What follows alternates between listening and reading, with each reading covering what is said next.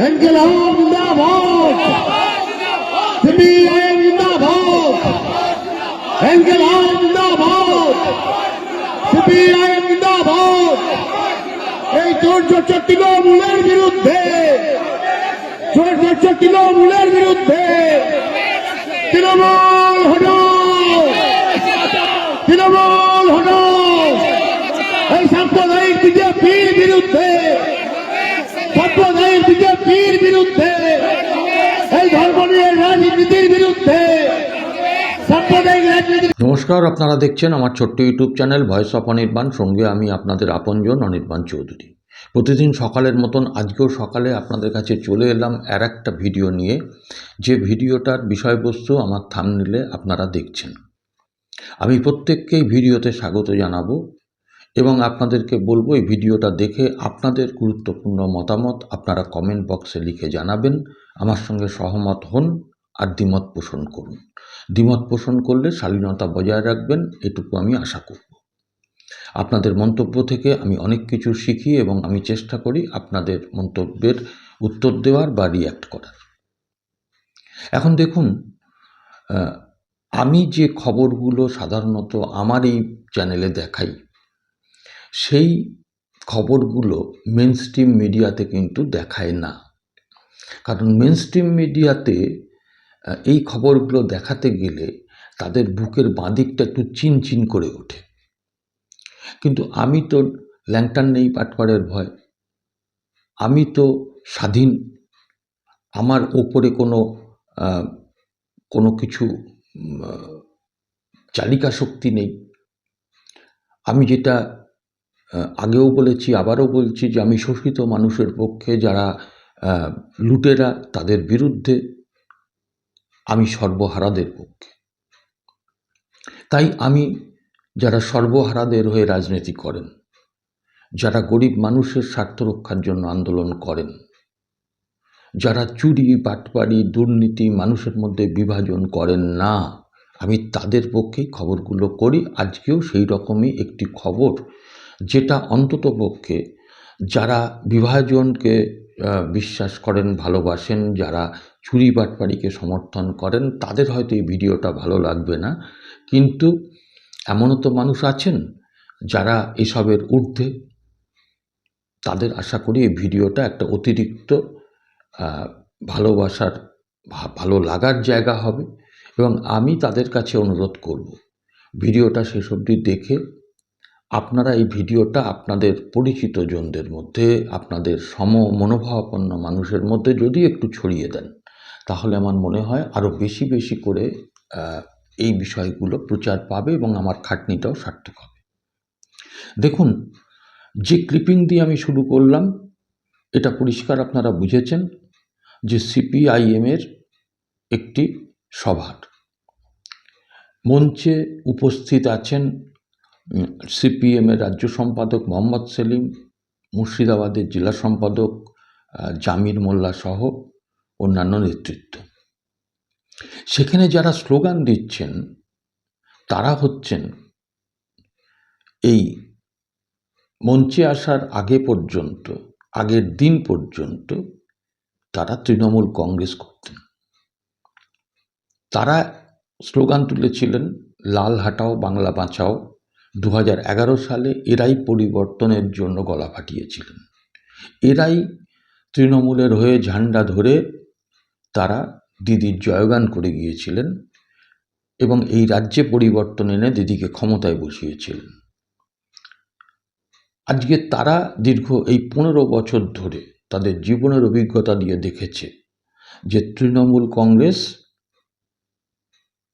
আজকে একটা দুর্নীতিগ্রস্ত এবং ওই বিজেপির সঙ্গে সেটিং করে চলা পশ্চিমবঙ্গের একটি বিপজ্জনক শক্তি।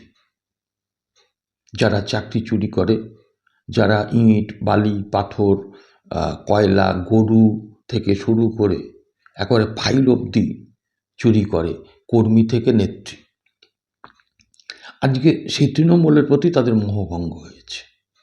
যার জন্য তারা স্লোগান দিচ্ছিল, শুনছিলেন যে তৃণমূল চোরটা তাদের হাঁটাও।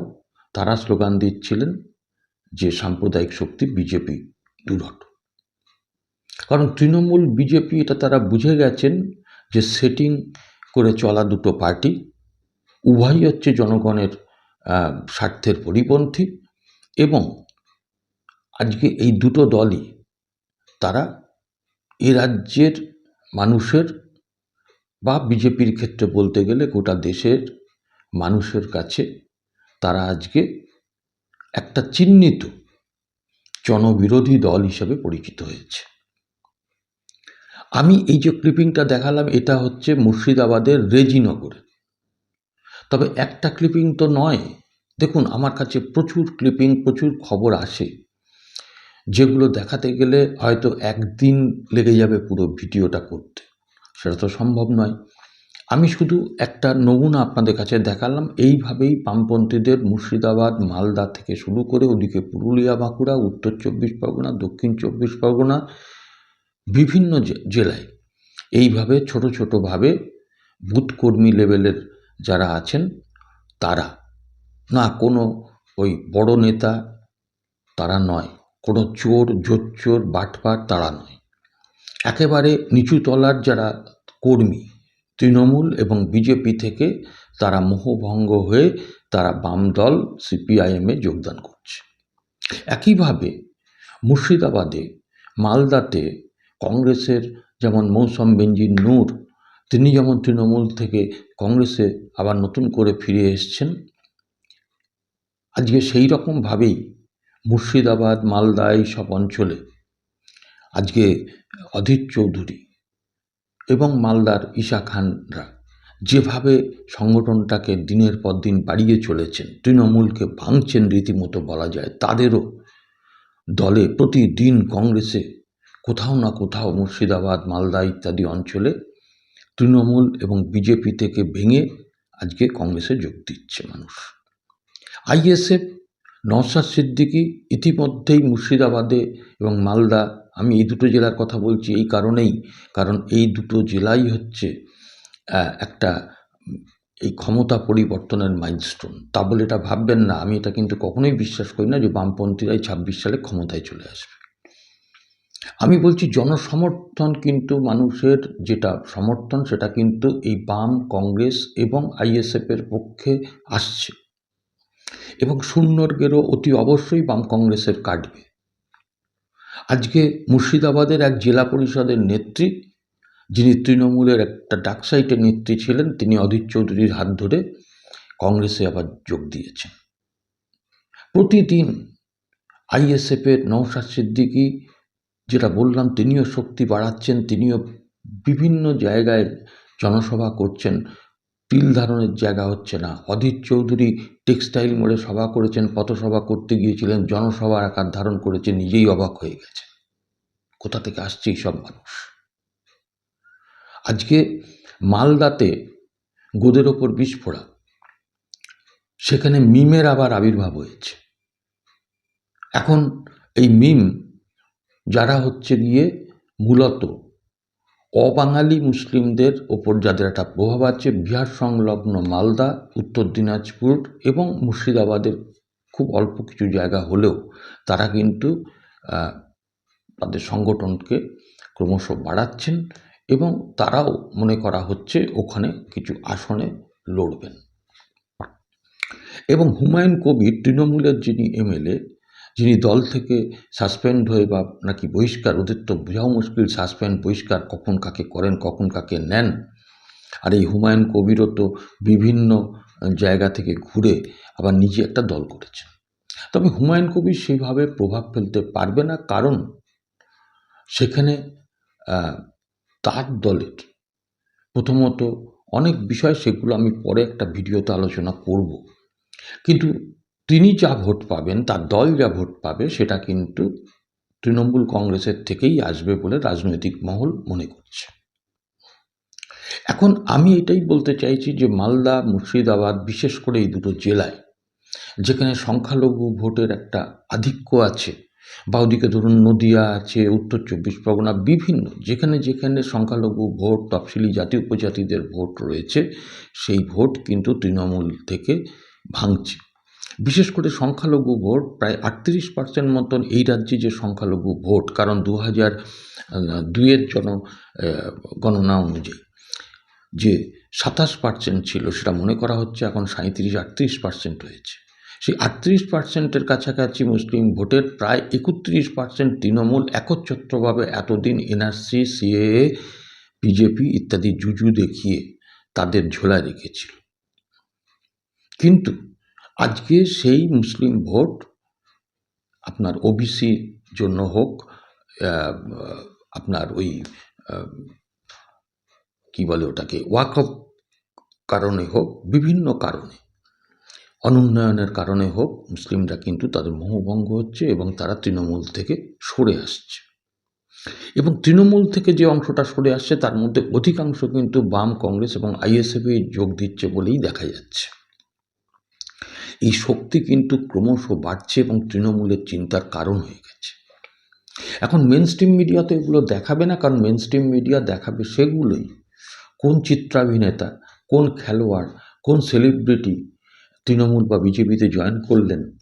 তারা দেখাবে এটাই যে তৃণমূল থেকে কারা চার্টার্ড প্লেনে বিজেপিতে জয়েন করতে যাচ্ছেন বা বিজেপি থেকে কারা রিক্সা করে এসে তৃণমূলে জয়েন করছেন, সেগুলোই দেখাবে। মেন স্ট্রিম মিডিয়া এটাই দেখাবে যে শুভেন্দু অধিকারী বিধানসভায় তুলসী গাছ নিয়ে ঘুরছেন, অথবা তৃণমূলের এক নেতা তিনি হাত পা কেটে দেওয়ার হুমকি দিচ্ছেন। এই যে বাইনারি পলিটিক্স, এই বাইনারি পলিটিক্সটা কিন্তু বেশি বেশি করে প্রকাশ এবং প্রচার হচ্ছে মেন স্ট্রিম মিডিয়ার মাধ্যমে। তো যাই হোক, আমি যেটা আপনাদের কাছে বলি সেটা হচ্ছে আজকে এই যে শক্তিগুলো যারা আজকে মোহভঙ্গ ঘটছে এবং অহরহ হচ্ছে, কোঅপারেটিভ নির্বাচনগুলোর কথাও আমি আপনাদের বলেছিলাম। তো আজকে সেই জায়গায় দাঁড়িয়ে আপনাদের কাছে ভিডিওটা আনলাম যে বাম কংগ্রেস তারা কিন্তু তলে তলে শক্তি সংগ্রহ করছে এবং আমি নিশ্চিত যে সামনের বিধানসভা নির্বাচনে এই যে শূন্যের গেরো তাদের কাটবে। রুটি রুজির সংগ্রাম তারা করছেন এবং মানুষ তাদের প্রতি আকৃষ্ট হচ্ছেন। আপনাদের বক্তব্য আপনারা অবশ্যই জানাবেন। আজকে এইটুকুই, আবার দেখা হবে পরবর্তী এপিসোডে। নমস্কার।